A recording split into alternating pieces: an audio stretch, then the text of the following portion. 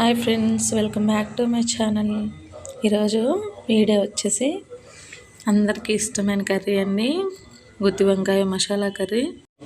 Different ప్లేసెస్లో different టైప్స్గా చేస్తారండి దీన్ని. ఇప్పుడైతే మన గుంటూరు స్టైల్లో నేను ఎలా చేసుకోవాలి ఏంటనేది టిప్స్తో సహా షేర్ చేస్తాను, చూసేయండి.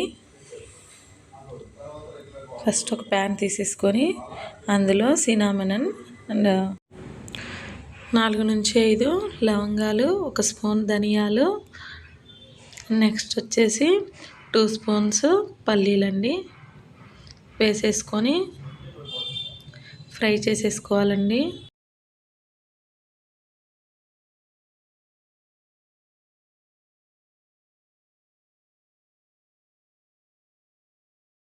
అన్నీ బాగా ఫ్రై అయ్యేలాగా ఫ్రై చేసేసుకోవాలి.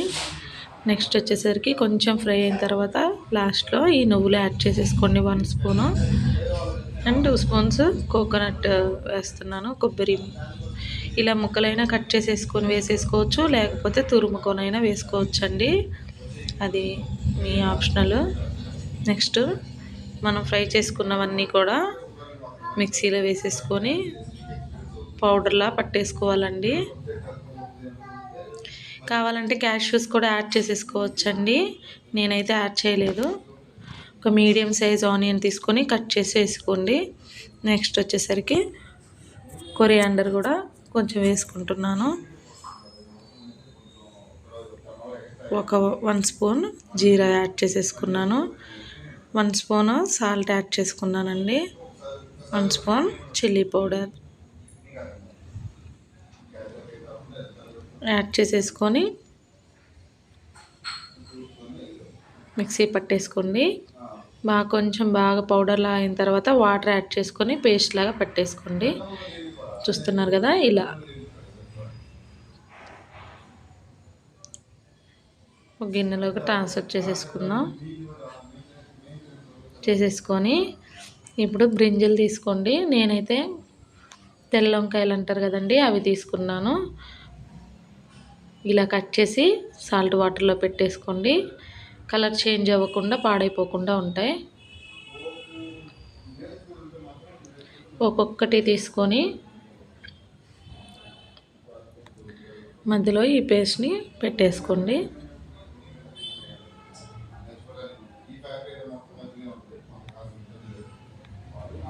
ఇంకా అన్నీ కూడా ఇలా పెట్టేసుకోవాలండి, పేస్ట్ అంతా అప్లై చేసుకోవాలి వాటికి. డిఫరెంట్ టైప్స్గా చేస్తారండి ఈ బ్రింజల్ కర్రీ. నెక్స్ట్ ప్యాన్ తీసుకొని ఆయిల్ వేసుకొని అందులో మన జీరా, మస్టర్డ్, ఉరద్దాల వేసుకోవాలండి. కట్ చేసి పెట్టుకున్న 2 గ్రీన్ చిల్లీ వేసుకున్నాను. ఇవి వచ్చేసరికి ఎండుమిర్చి అండి, అవి కూడా ఒక 2 వేసుకున్నాను. టేస్ట్ చాలా బాగుంటుంది, ఖచ్చితంగా యాడ్ చేసుకోండి. ఆ మిర్చి అంతా ఫ్రై అయిన తర్వాత మనం మసాలా పెట్టుకున్న వంకాయలు అన్నీ కూడా ఇందులో యాడ్ చేసేసుకోవాలి.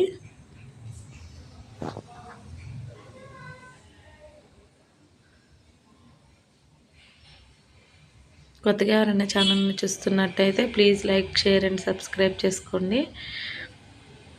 వీడియో స్కిప్ చేయకుండా చూడండి. అన్నీ ఇలా పెట్టేసుకొని ఫ్రై చేసేసుకోవాలండి. ఇలా కొంచెం ఫ్రై అయిన తర్వాత 4-5 మినిట్స్ ఇందులో ఆ మిగిలిపోయిన మసాలా ఉంటుంది కదండి, ఇందులో పెట్టేశాక మిగిలిపోయిన మసాలా కూడా యాడ్ చేసేసుకుందాం. ఫస్ట్లోనే యాడ్ చేస్తే ఏంటంటే కొంచెం మాడిపోయే అవకాశం ఎక్కువ ఉంటుందండి, అందుకని ఒక 4-5 మినిట్స్ వంకాయ అంతా ఫ్రై అయిన తర్వాత ఈ మసాలాని యాడ్ చేస్తున్నాను.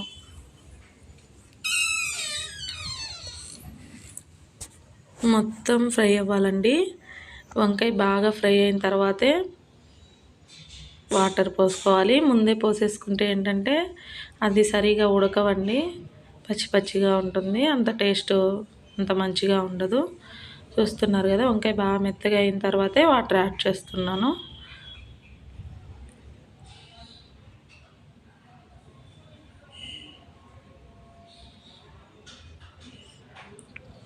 దీనిలోనే కొంచెం గరం మసాలా యాడ్ చేశాను. జస్ట్ మసాలా ఫ్లేవర్ కోసం యాడ్ చేశానండి.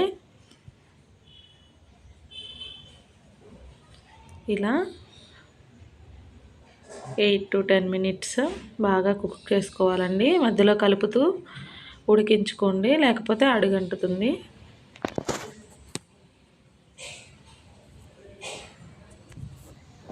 ఈ స్టైల్లో చేసుకుంటే వంకాయ కర్రీ చాలా టేస్టీగా చాలా బాగుంటుందండి.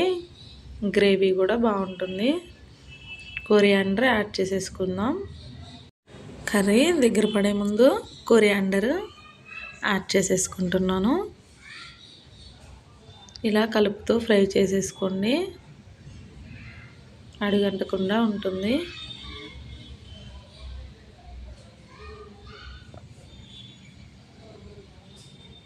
ఇంకా ఆల్మోస్ట్ అయిపోయినట్టేనండి.